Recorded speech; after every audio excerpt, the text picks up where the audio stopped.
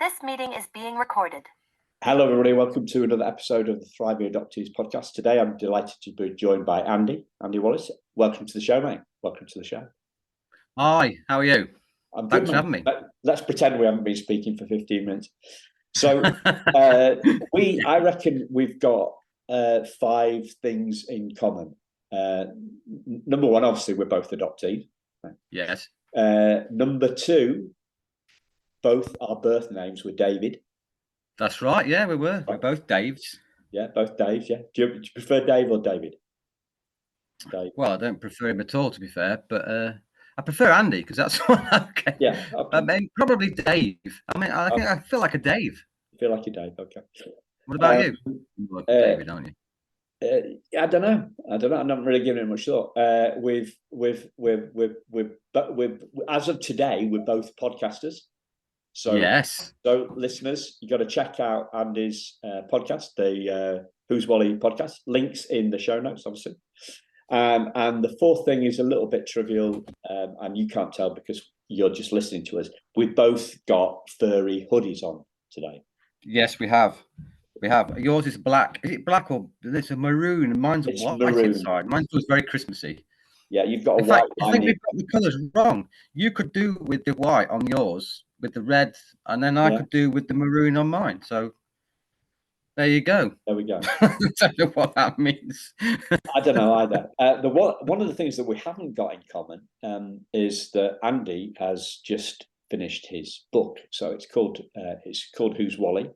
I haven't published a book yet, and maybe I don't know whether I will.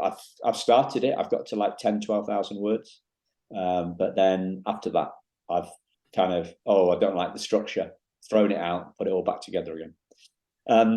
Started again. But yeah, about probably, I don't know, about 18 months or so ago, I stopped writing a book. But just the occasional bit of blog post, I guess, but not like you do. No, well, mine started as a book because it was Em that said, my partner Em said that I should write stuff down because I was going through some significant depression and anxiety issues, and I had been for years, but they really showed themselves at the beginning of this year. So trying to sort of find out more about myself and trying to get back to me, she sort of suggested I might get something out of writing. So I started to write a book, figuring that let's put it into some structure and it will give me some focus. But I very quickly got to the point where I'd sort of run out of things to say. I was like, well, there's plenty more in here. So how am I going to get it out? So I then decided to do a blog. And the blog really was just going to be it was going to be for me, a private thing for me, just to put my thoughts down so that I could write in sort of smaller sections and kind of make it more about writing articles about how I felt, so that then I could work that into the book, and it would give me a bit less pressure to write the book. But then, of course, the more I poured into the blog, the more I thought, well, it seems foolish not to share it with other people because it's helping me to just getting the information out there, out of my mind and onto the page, if you like. Then maybe if it helps one other person come to that same sort of conclusions, it's got to be worth sharing. So it was then I decided to start publicizing it, really. Yeah. So what would you say your top learnings have been from writing your book? The main thing for me is that I would say I'd take from it is that there was a lot more of trauma from my adoption in my past than I gave it credit for. I would have said to you last year that my adoption hasn't affected me in the slightest. I've even sat in counselling sessions over the years, and one of the first things I said before we start was, this is not about being adopted before you started me down that road. And so I learned a lot more about that, so that there is definitely a lot more things that are related to the trauma of adoption in me in the past. And also the other key thing I've really took from it is that I shouldn't trust that inner voice all the time. You know, I call him Brian. I shouldn't trust Brian because he's a negative bloke, and he steals all my thunder, and he can reduce me to rubble in no time at all.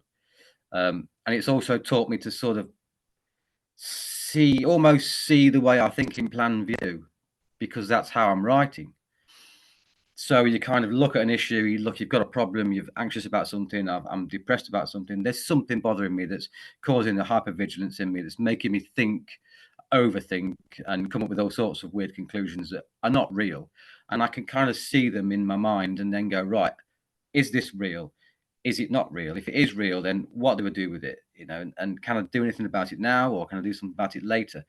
And it wasn't until I started looking into CBT, cognitive behavioral therapy, that I realized that is one of the tools that they teach in that. It's about creating almost a diagram, and you can even draw it and say, right, this is a problem. Is it a problem? Yes, no. Is it real? Is it not real? And I'd sort of kind of do that now really quickly in my mind when something comes along. And that's all really come from seeing myself out on the page and going, wow, I do this and I've done this. And it's so those two things I would take from it. They're the things I've really learned, I would say. So one of the things that pops into my head is that essentially this stuff is subconscious, right? Yes. It's subconscious. And I just did another podcast a couple of hours ago with a adoptee who's a therapist, Joellen Peters. And she confirmed this. So I read it from a neuropsychologist. I'm reading a book by a neuropsychologist at the moment. Okay. And he says that unconscious thoughts, should we say, or feelings are actually pre-verbal. Probably more on the thoughts, right? Subconscious right. thoughts come from are pre-verbal. Yeah. They're pre-verbal. Yeah. So that the Brian, the negative voice in your head, is your left brain, right? Right. No, I mean, correct. I mean, is it? Yeah. It's your left brain, and right. Yeah. you know, and I think I like Brian, because Brian he gets things the wrong way around, doesn't he? Brian and brain, yeah. Yes, exactly. Subconscious thoughts are pre-verbal thoughts. Yeah. Right. They are one in the same, and nobody's ever explained this to me until tonight, right? But that left hand part, and they reside in the left hand part of our brains. Okay. Which doesn't start until we're 2. Yes, I think I've heard similar things to that. Yes, I'll agree with that. So they are coming from your subconscious, from your pre-verbal, and when you're writing down, when you're writing them down in words, right? Those are the first time you've thought those words. Yeah, so it's the first time you've seen them. Sorry, it's the first time. Oh, I see what you mean. So it's new. I see what you mean. It's yeah. New. It's new. Oh, that's interesting. Yeah. So that's why it's therapeutic, because it gets something that is in the darkness of our subconscious and brings it into the light. Yeah. And into the right-hand side of our brain. And the right-hand side of our brain, one of its functions is to kind of sense check the left-hand side of the brain. Oh, right. Okay. Well, that's interesting. Yeah. So therapy, the job of the therapist, or the job of the book, in your case, you're writing a book for your own therapeutic purposes, right? And then it comes to something that can help others, other adoptees and other people. It's kind of bringing it into the light, and then you can kind of say, is this true or not? Yeah. And essentially, the voice in our head, whether it's called Brian, I haven't got a name for mine. It's a liar. Yes, that's right. It is a liar. I think that you've tells us nailed it lies. there. That is exactly what it is. You're lied to by your own mind because of the way it's wired, really, I suppose. Because of Predisposed. the left-hand brain is the meaning-making machine, right? So it's got a, and this is what this book by this bloke Chris Niebauer is about, is that the left hand, he's done all sorts of, looked at loads of experiments like split brain, people's. Oh, I've read about that. Yeah. So the left-hand brain will make up stuff that is just patently untrue. Yeah. And this isn't just an adoptee thing, clearly. This is no, it can't be. It's a human thing. It's a human thing. And so my exploration of this stuff started like 16 years ago, and essentially we spent 5 days on a retreat. 2 people leading the retreat, 6 of us. This was down in Northampton, and these weren't adoptees, but what we spent 5 days from 9 o'clock in the morning till 6 o'clock at night, essentially looking at the fact that this voice in our head isn't us. Yeah. So, but the depth of this. So it's like, it's really, really profound, but it seems like far too good to be true. Do you know, it's our left brain wants complexity. And this is ultra simple. This is ultra simple. And the other thing that pops into my head is so nobody ever told me that. So I got to 40 and nobody ever told me that the voice in my head was a liar. And I put a post on that. I put a Facebook post once about 2-3 months ago. I just like, and it was literally, has anybody ever told you that the voice in your head is a liar? What did you get back from that? Well, one guy said, has anybody ever told you to F off? Yeah, I can well imagine. How can you hurt people? How could the bloke say that? No, yeah. Do you know what I mean? Like, it's all done without thought, isn't it? I mean, literally, they just go, "Oh, this will be funny. Let's say this," and it does end up hurting. That they don't care, do they? Well, I'm just trying to change the world, right? But you know, like it's a small thing, nothing too big. Yeah, but the fact. So instead, like, what happens when when we hear something new? We hear something profound. Like our beliefs are like bouncers on our brain, right? They won't let new thoughts come in. So instead of thinking about that, the guys come back with a witty badinage. Witty, right? But witty badinage. Okay, yeah, cool. Do you know what I mean? I think did I delete the comment? I'm pretty sure I unfriended him. Did I unfriend him? Like, who needs people like what? The whole point is of moving on, of developing, of healing, is a change. We're all looking for a change, and if we're putting these barriers up, like we're not going to change, are we? No, that's exactly right. I completely agree with that, and that's how I've been. I think I've been like that for years, I even said in the podcast yesterday, on the new one, that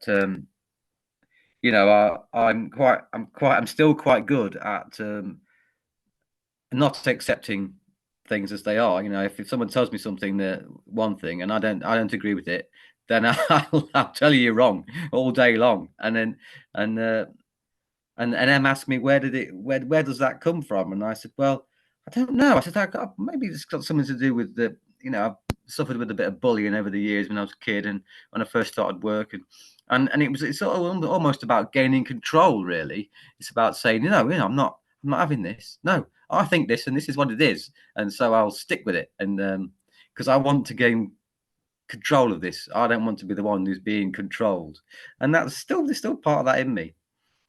So yeah, I don't know if that was part of the same point you were making, but I've made it anyway. Well, yeah, I keep on talking about this, and whether I'll get to an answer to it, I don't know yet. There's this anguish of that. There's the anguish of separation in relinquishment.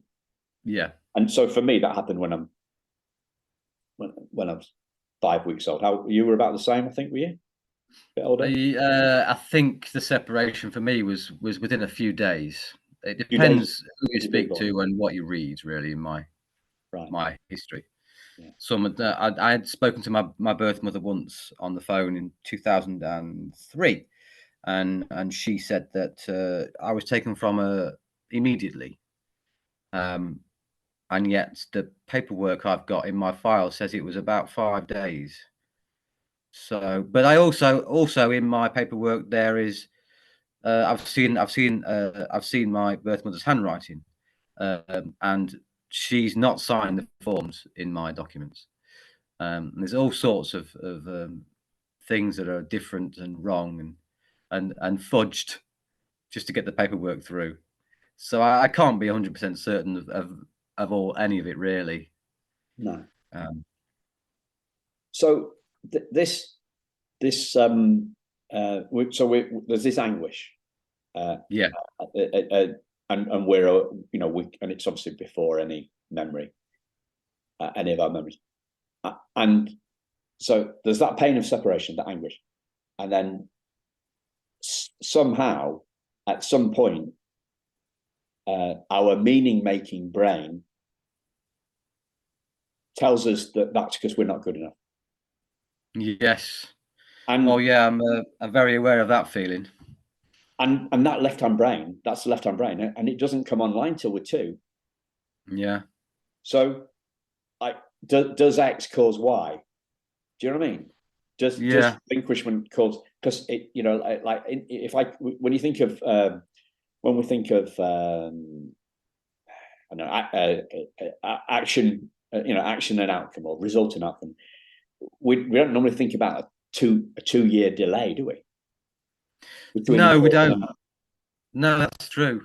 I sort of liken it to the way I sort of made sense of it in my mind is that immediately, and I think a lot of it has been inspired by the primal wound, to be honest, because I've read quite a bit of that and other things that are very similar, and they all seem to come back to the fact that it's the initial shock of being left on your own as a baby, as a very, very young baby, that starts that process of mistrust, which sort of undermines everything, and everything from then on is built from those dodgy foundations.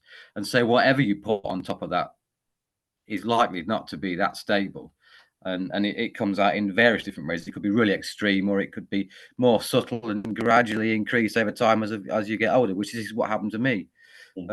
Regardless of at which point your brain sort of matures, it's maturing from the ground up, and that ground is not as stable as it should be. And that's how I've sort of made sense of it, and how I've kind of based my experiences on, really. Yeah. I don't know if that's 100% clinically correct, but it feels like it fits with me, so I've gone with that. It's but it's a false meaning, though. The left-hand brain has decided. Yeah. That I'm not, as said, relinquishment leads to I'm not good enough. I'm unlovable. What's wrong with me? So for me, it was when it came out from conscious to subconscious, if that's what happened, she didn't love me enough to effing keep me. Yeah. I get that. Yeah, but I don't know whether or not that. I still don't, even all the work I've done and the writing I've done and everything, I still don't know whether I truly have got hold of that. I still look back at that. I say look back. I don't look back. Obviously, I wasn't sort of around mentally to be able to look back. But when I think on it, I still don't fully connect with it. I still couldn't tell you that I don't feel anger or hurt by the actions of my birth mother. I see it as a part of me, but I don't see it as the reason for all of this. And yet I know it must be. Yet I still struggle to get hold of it. I still think that I've likened it also to like having all my issues behind a sheet of glass and I just can't quite get to them. They're there and I could explain them to you, but I don't always feel fully connected with them. And that's what I'm still working on, really. Still moving on towards that. I'm not going to use the word fix because I know you don't like the word fix because we don't need fixing, do we? But there are parts of me that I would like to get more access to, and I think that's how I would do it. Yeah. So I'm working on getting more access to my stuff as well. I've started therapy again. Well, not again. Have you? Yeah, I did about, I don't know, 5 or 6 sessions. I've had loads and loads of coaching over the years. Yeah. But I've just restarted some therapy from an exploration point of view, right? So right. Well, that's exactly the same as me. That's exactly what I've done. I know that my reactions to certain things, to certain social environments, and I'm really bad in big social environments. I've got a very small social circle. I'm really susceptible to low mood and depression. And if I don't get hold of it, it goes deeper. And I can be fine for weeks and then have a couple of weeks of bouts of real anxious feelings, and I'm not able to sort of keep a lid on those or control them properly.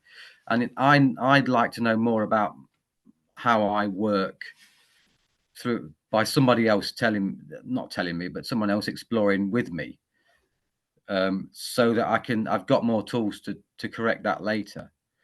I'm not particularly interested in going back to tracing family and doing all that side of adoption. It just doesn't interest me in the slightest.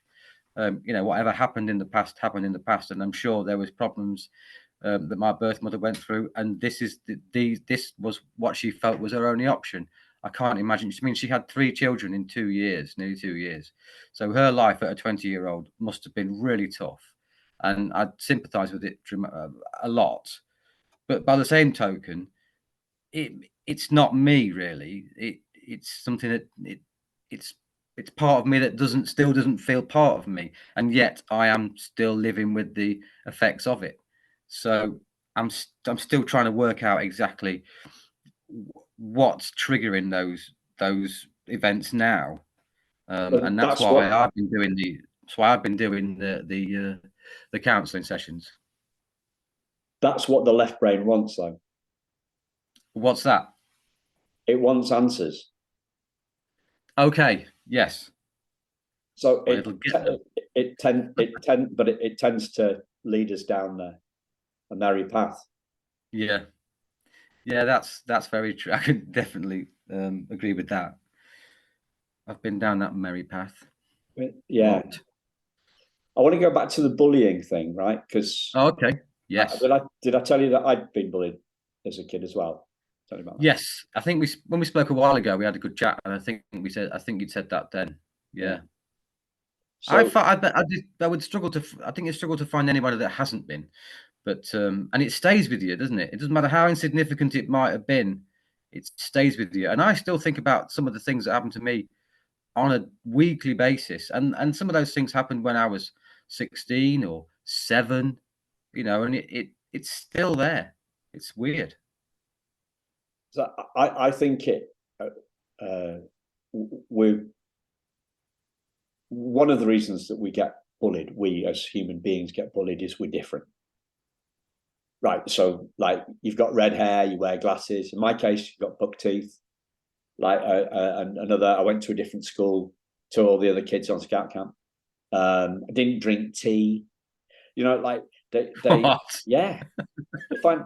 And Didn't drink tea. didn't drink tea. I was 10 or 11. I didn't drink tea. I was still an orange squash boy at that age. Oh, that was But you get bullied. We all get bullied for being different. It's being different. Like so, it's the pack. Yeah. It's kind of like the pack mentality, and they make it about us when it's always about them. But little Simon, 10-year-old Simon, didn't know that, and little Andy, little Wally, did not know that. Did not know it was their. The problem was with them. That's right. Not with us, because they make it about us. And and I think that that unstable that unstable sense of self comes like maybe it's layered on, right? Maybe it's layered on. So my left-hand brain has already thought in some way Simon isn't good enough, right? Yeah. And then the bullies have basically poured petrol. Oh, I see. Yeah. On the already burning fire, right? Yeah. And then Simon fails his driving test, and then Simon fails his driving test again, and then he passes. Did you fail it twice? I failed twice, yeah. Did you pass in the end? I did on the third one. And then a couple of weeks later, I wrote my mum's car off. So Simon's not good. So I'm not a good driver. So it comes like the not good enough thing. It becomes, for me, it becomes like a snowball that gathers more. Yeah. Well, it's more like don't normally swear on the show, but it's like a shit ball more than a. it just gathers more. It gathers more, Yeah. and it just gets bigger, and that's our sense of self. Pushed along by the dung beetle of doom. Beautiful, yeah, beautiful, and that's not sure it is. well, okay. We did. I did German for A level, and we had to do. I was crap at English literature, and they didn't tell me that if you do German or French for A level, you've got to do loads of literature. Right. Dung beetle. There's this. There's a book. It's called The Metamorphosis, or I won't give you the German name, but it's about a bloke who is so alienated from society he becomes a dung beetle. Oh God! Light. Yeah, light stuff. Yeah. So yeah, dung beetles, die Verwandlung. And so it becomes it's pushed along, and it gathers. What the thinker thinks, the prover proves. This is the belief, right? This is the genesis of the belief that we're not good enough, and it's just gathering. It's a rolling stone, and it gathering more moss or whatever it is. Yeah, that feeling tends to come out with me in sort of romantic relationships rather than friendly relationships. And I start to convince myself that I'm not good enough, and at some point I will be discovered for being the idiot that I am, and then be left. And I'm not sure that consciously I get to the point where I think I'm going to be left, but I definitely do consciously think, no, I'm not good enough for this person. And the truth obviously is usually that's not the case. That who you are is perfectly good enough. Otherwise, they wouldn't be not wasting their time. They wouldn't be with you using their time with you. Yeah. So, that was the beautiful thing. One of the beautiful things I got from your podcast this morning, saying that. Yeah. And like, so you heard me doing this shtick about the diamond in the diamond in the hand of trauma, right? Well, that's seeing your diamondness. Well, thanks for that. I'm not sure I believe you, but thanks for that. I don't sure about the diamond thing. But she obviously does see something, and she has been amazing. She is amazing. Love She her to said bits. something like, And she's still here, and she's seen through it all, and yeah, she's yeah, done she's seen through incredible, really. she's seen through the we said shit once, so we might as well say it again. Oh yeah. She's seen I mean, are through you allowed to say shit? So, oh, well, use one now. Oh no, use another one. she's seen through the shit, and she's seen something underneath. I'm just saying it's a diamond, because that's my logo, and I'm quite proud of it. Go with it. Yeah, well, yes, and no, thank goodness that she has, because I've had relationships before where I've done, I've had very similar experiences and closed off, and and backed away for these very reasons we've just spoke about, and then I've either had to leave or they've left me, and this is the first time, 50 years old now. I'm 50. Did you know that? Look at me, amazing. 50. Unbelievable, mate. You don't have to get there for 21. And it got to 50, and then someone's come along and said, no, this isn't good enough, you are better than this, and I'll prove it, and read this and look at this, and have you thought about this? And without that, I wouldn't be here now. I mean, I don't mean I'll top myself. I mean, I wouldn't have done the things that I've done now and be talking to you. Yeah. So it's been incredible. So I wanted to ask you something. You mentioned it already once in like 10 minutes or so ago, and you also mentioned on it. You mentioned it on the podcast, your podcast this morning. That was this morning, and this is something that I've been there, done that. So the question you asked was, so what can I do about my feelings? Yeah, what can I do about my feelings? And I've got another question back to that, which is, why do you feel that you need to do anything about your feelings? Yeah, you always manage to ask those sort of questions. Right. There's only because I used to do that as well, and I think I still do, really. Because I think at times my negative feelings rule me and often define me, and now I'm starting to learn that I'm not defined by them, and they don't have to rule me, and I've got the Andy that I want is in there and is often covered over by those feelings. So what I'm asking the question almost rhetorically, what is it I need to do to uncover the right ones and keep the wrong ones down? But that was my point, I guess. So where I was, and I think I still am, but not quite as maybe not quite as bad as I used to be. So I used to worry about worrying. Really? Yeah. See, I got a thing before we go any further. I just want to say this. I just come into my mind. A couple of days ago, I was working half day because I was Em was coming over, so I'd got a half day off, and I went into work, and I was buoyant, unusually buoyant. I was like really happy, and it was lots of things were going on. We're doing a lot of work with the podcast this week. We've developed a new website. We've got lots of great stuff going on. Em was coming over anyway. It was all good stuff. And for the first time in a long time, I was genuinely felt free and happy, and it was unusual feeling.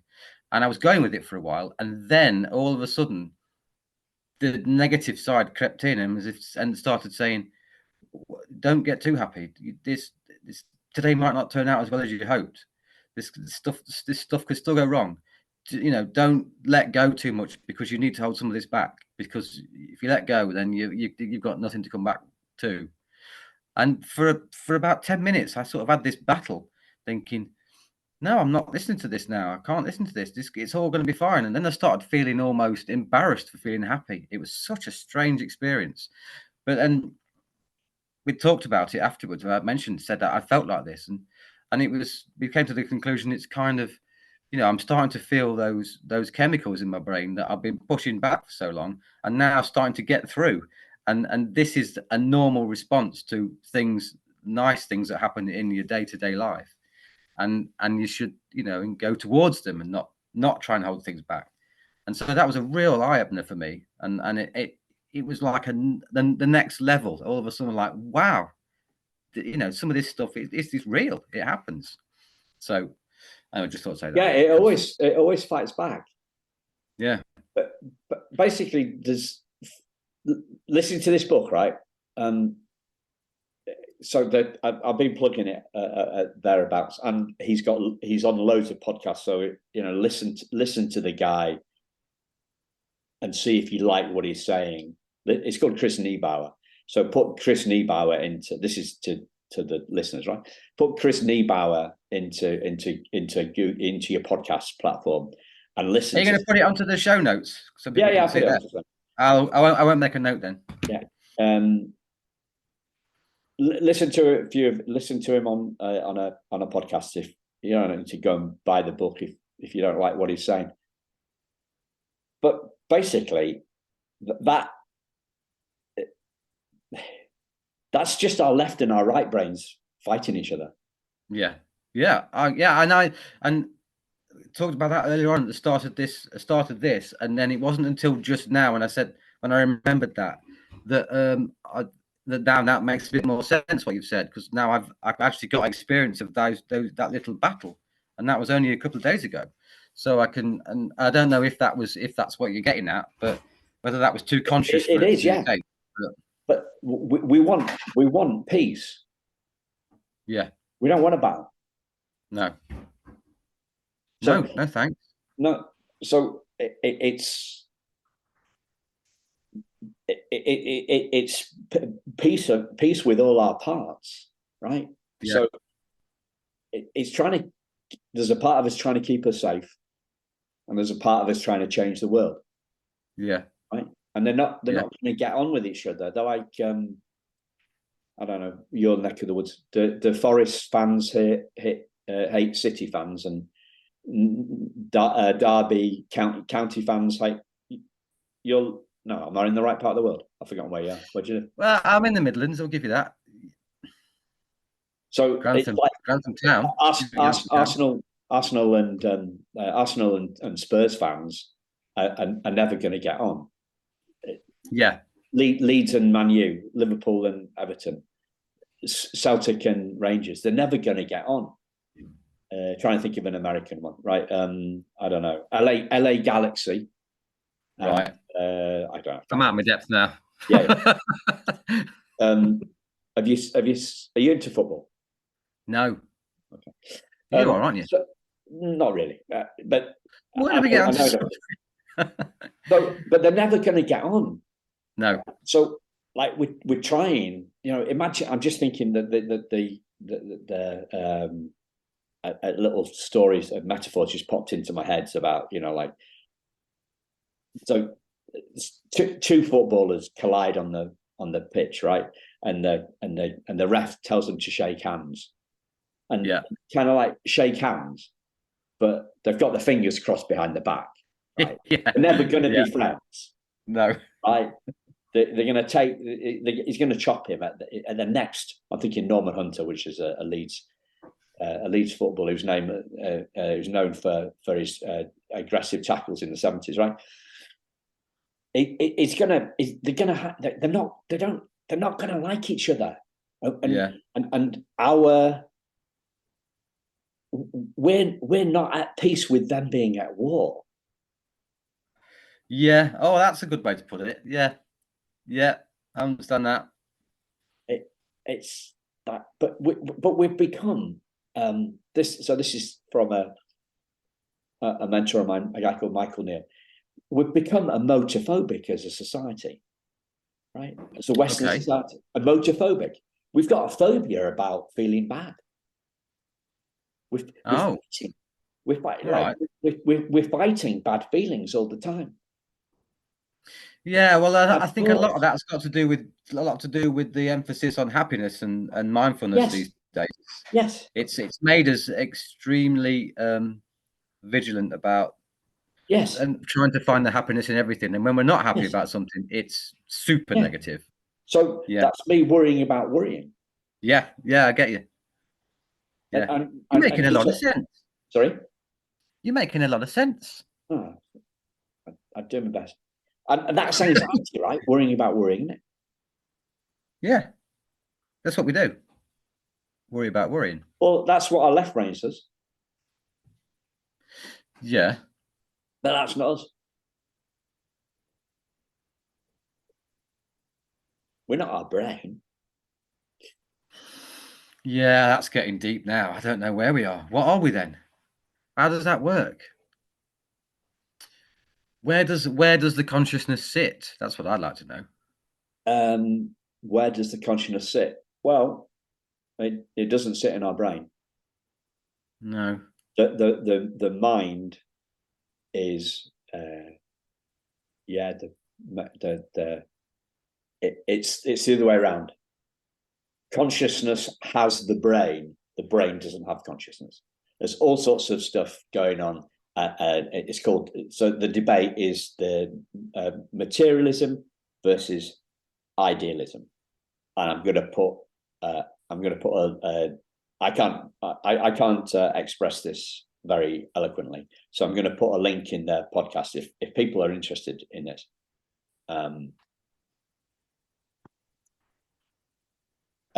How, like, have you heard of another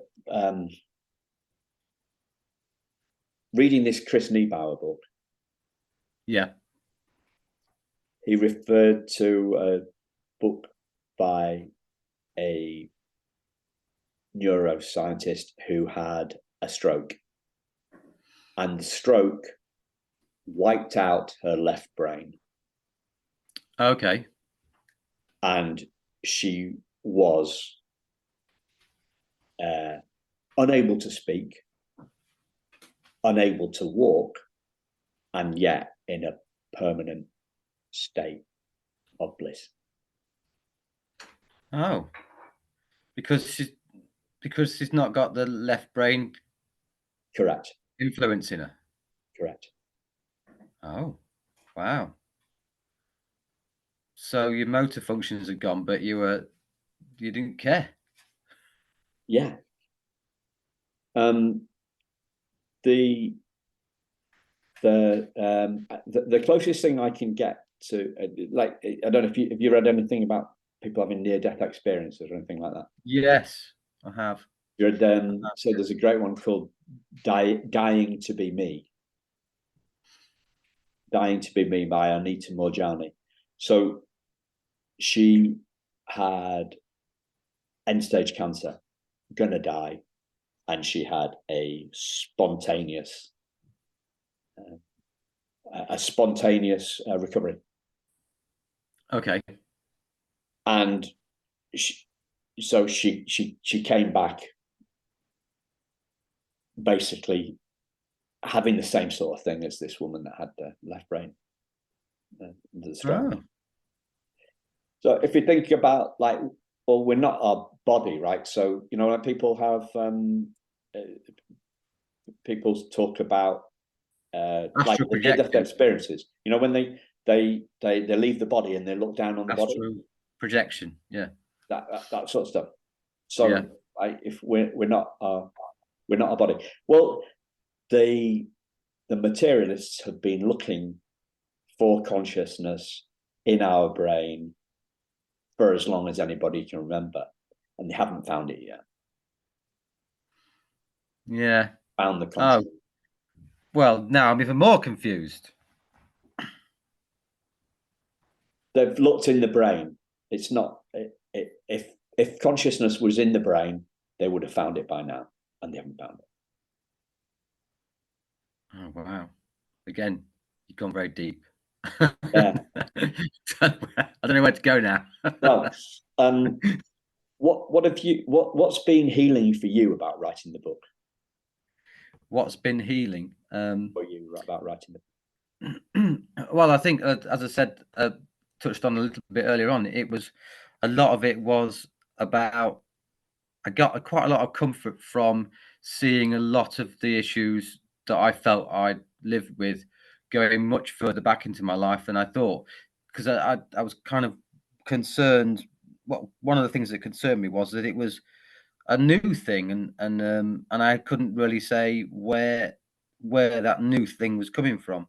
But when I started to write and started to reflect back on my life and started to write about my childhood a bit, just to sort of explore it, I started to realize that there was more of it in the background than in my past than I thought there was, and it was always there. So I was like, well, that's I shouldn't see that as a negative thing. That's actually a good thing, that there is some consistency. It's also taught me on a completely different level to slow down and not rush to publish a book and do things, because I'm really good at going, I've got to get this done now. I've said I'll do it now. I'm going to do it now. And I must have put 5 or maybe 6 revisions up to Amazon after I published the book, because I read through it and go, I can't, that's not right. That's not what I meant. Oh, I should change that. And we've been working on the website today, and I just wanted to get it up there today, and Em's been like, no, wait, let's just check this and let's just check that. So writing the book has sort of gradually started to teach me that I should slow down a little bit with my thoughts, not being in a rush to do things. Because I remember I wrote the book and I'd written it so quickly. I started it in May, and it was by the end of September it was published.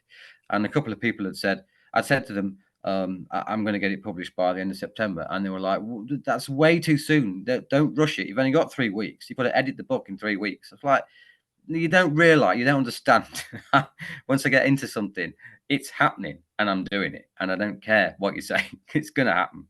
And it didn't fail by any means, but I did sort of read through it and go, oh, I don't like that. I think I should change that. I was like, we should have been doing this before I pressed the publish button, not afterwards. So it's teaching me things like that, I think, as well as showing me where I'd had issues in the past, I guess. It's down to you. It's your book, your speed. What's anybody else? What's anybody else's opinion got to do with it? Like, well, this is exactly this was my point. Is, to me, that was how it was. I do what I want when I want to do it. But going back to that thing where if you paint me in a corner, I'll kick you in the balls. Yeah. Yeah. But sometimes I just need to hold off a bit and slow down, and it pays off. But that's your wisdom, right? Yeah, hopefully, yes, it is. For sure. Yeah, it's down to you. It's your book. It's down to you when you want to do it. And like, it's great, isn't it, that we can do all these revisions?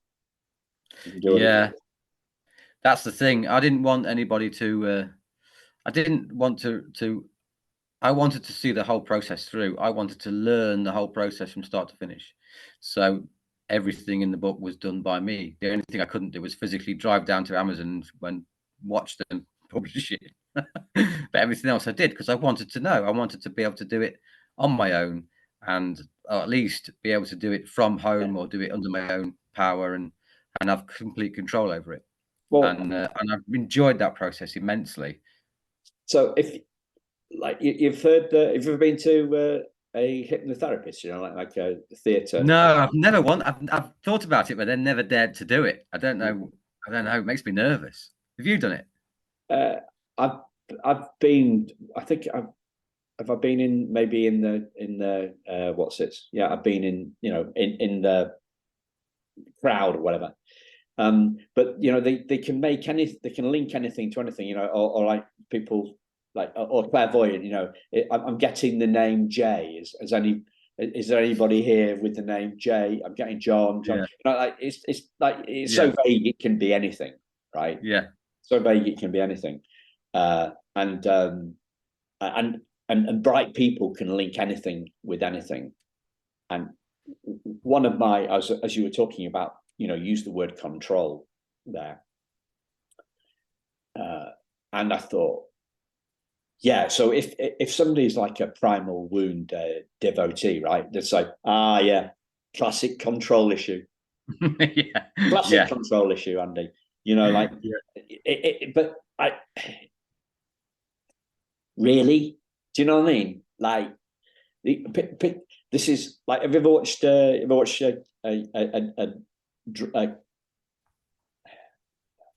trial on television, right? You see the case for the prosecution and you see the case for the defense. Yeah. And they both make perfect sense. Yes, they do. Because they're really bright people. So they can link anything with anything. And that's what I think we do. That's what our left brain does. It can link anything with anything. I'm waiting. So what happens, especially in these adoptee groups, is we'll say, I felt like this. It's because I'm adopted, and everybody comes in and says, yeah, and validates us. It's, oh yeah, I felt that way too. I felt that way too. Well, like it brings us down, and sometimes it's just a human issue, not necessarily adoption related. Yeah, I've had conversations with people, with my parents and all sorts of people over the last probably 6 months, talking about my beliefs and the adoption, trauma-related things, or depression and things like that. And all sorts of people have said to me, "Oh, well, that happens to me, and I feel like that, and I get anxious about things like that," and they weren't adopted. And I'm not suggesting that all these things are related directly to adoption, but there's an awful lot of them. There's an awful lot of us out there who are adopted, who I've spoken to, and they've all said it's like talking to me. It's not just a few aspects. It's almost a carbon copy in thought, and that's just, it gives me a lot more. It gives me more of a boost to sort of explore more and find out more, and try and offer more solidarity to others, really. I was, so when I did that, started with that deep dive into identity stuff and voice in the head stuff, that sort of thing, 16 years ago, none of the other people there were adoptees, and they all thought that they were shit too. Like it's we can't. And I was trying to think, well, what does that matter, right? I wrote. So did you see? Have you heard the podcast I did with Dorney, Dorney with the fro? Have you heard? No, I haven't yet. But I've seen it, and yes, we'd sort of exchanged blogs very recently, and I noticed that you've you had it on, because I saw your little wig on there. Well, I've listened to that. That sounded good. She was introduced to me by a therapist, an adoptee therapist called Joe. And I thanked Joe for the introduction, and I was trying to think this morning, what does it matter, right? What does it matter? What does it give me? What does it give me? What does it give us? Knowing that it's a human issue rather than an adoption issue, because you could say, well, what's the point, Simon? Who cares if it's human? I'm even more doomed, right? I'm even more doomed. Yeah, right? Yeah. And what I got from it is, I think as adoptees, we're really great at describing trauma. We're really great at describing that trauma. We're not really great at describing healing. And nor are we really great at describing what I mean by identity. So I use this word consciousness, and it's like, or awareness or spirit. And it's just like, well, what the hell's that? Yeah. Well, if we take for a just as a theory, just as an experiment, that's a better word, just as an experiment, that it's an identity issue. Right? It's a brain issue, it's a consciousness issue, and it's not an adoptee issue. What that means is it opens up the world to listen to people who are shit hot at describing identity and shit hot at describing consciousness. So, the Eckhart Tolles, the Don Miguel Ruiz, the Mickey Singers, the even Brene Brown, or my favorites, Rupert Spira and Bernardo Kastrup and people like that. It opens it up. It opens it up to people that can put this sort of stuff into words way better than me. I mean, so my favorite guy, the guy I now check all the time, this guy Rupert Spira, he's been looking at it. I think he's probably 65, 67, something like that. He's been looking at this stuff since he was a teenager, right? Yeah. I've been looking at it 16 years. He's been looking at it 50, and he's been writing about it for 15 years, but 12, 15 years. So he studied it like for 35 years before he started writing about identity and consciousness and stuff like that. Yeah.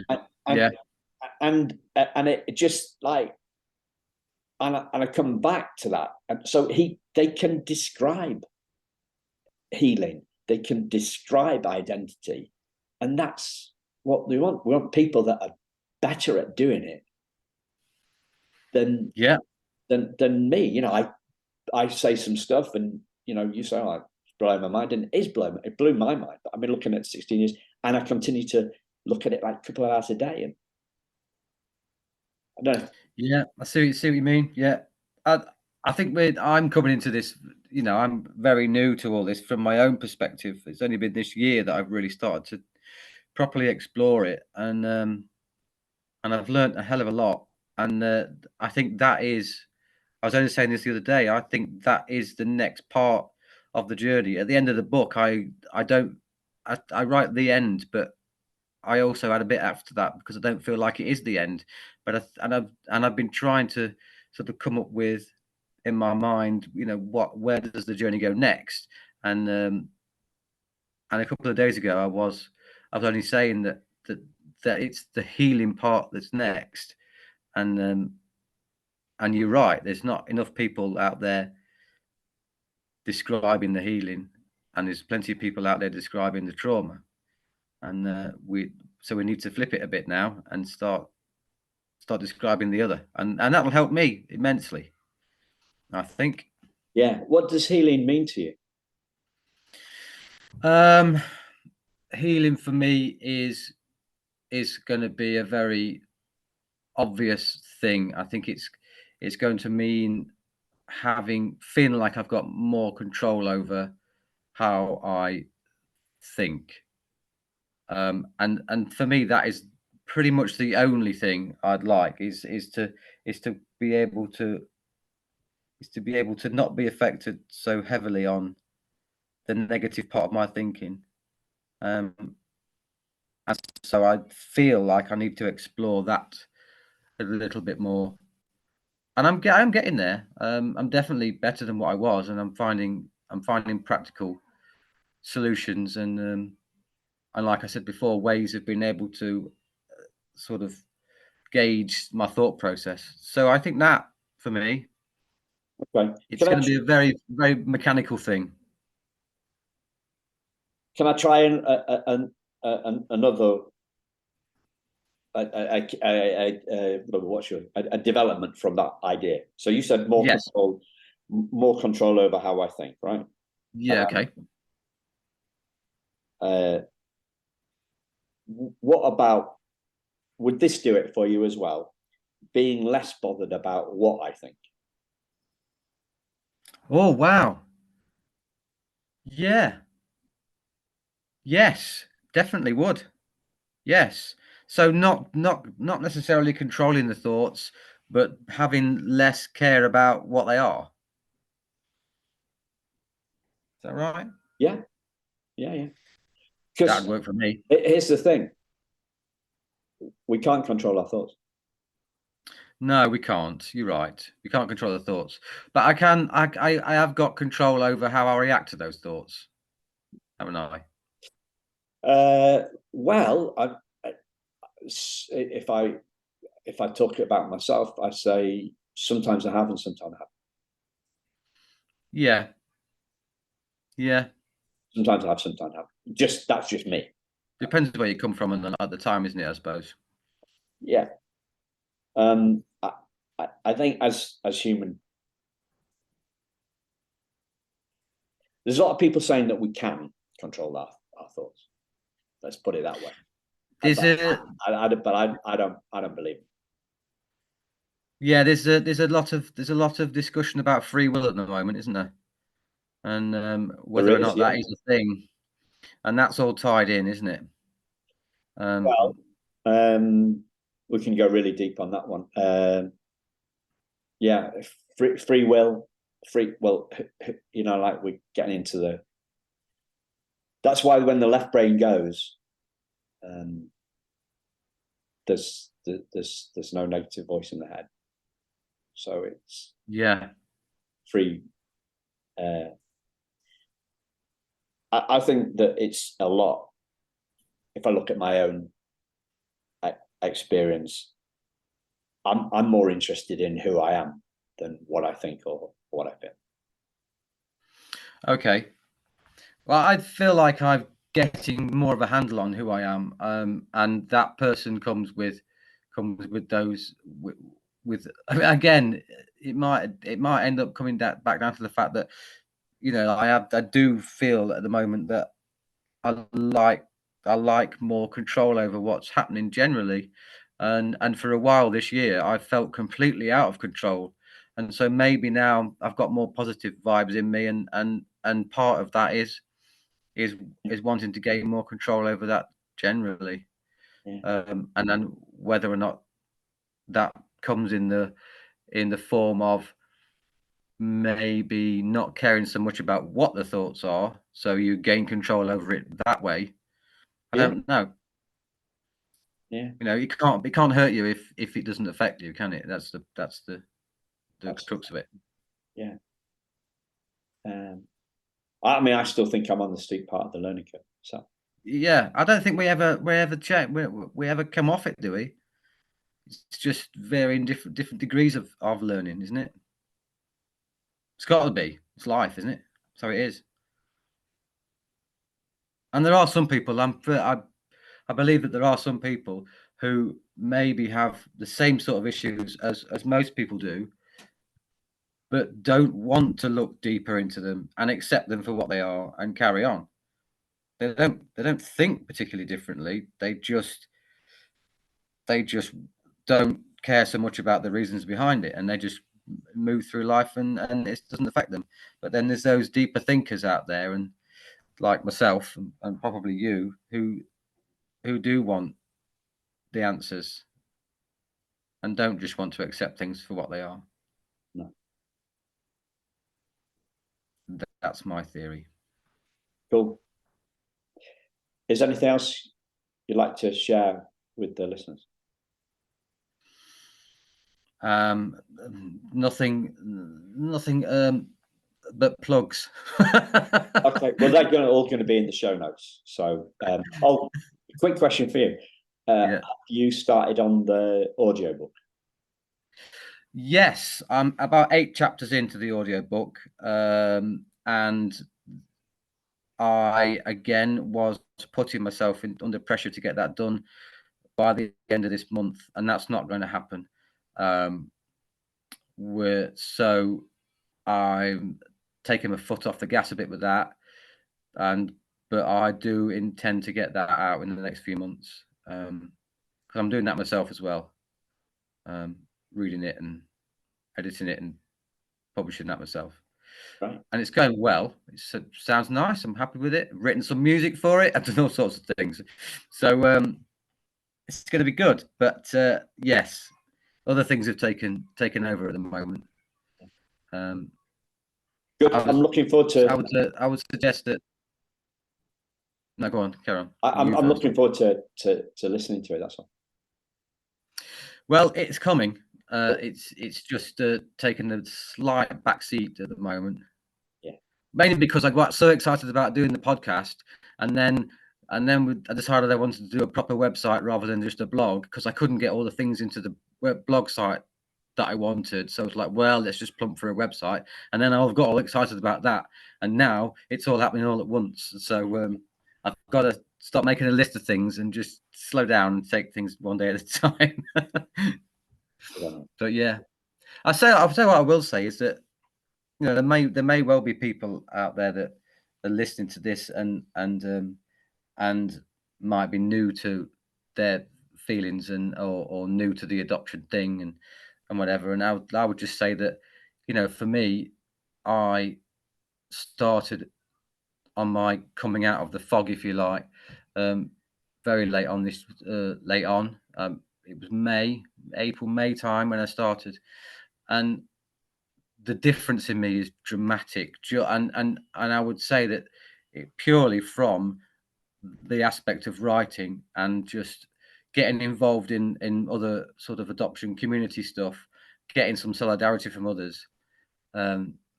And I'm not saying that everyone's got to sit there and write a formal book, but just what we were saying about right at the start, just physically writing, getting a pen and writing down your thoughts. It could be nonsense, but if you do that sort of on a daily or weekly basis, or even it could be a sentence, it could be a scribble, it could be anything, I think that works wonders. It's so therapeutic and it's really helped me.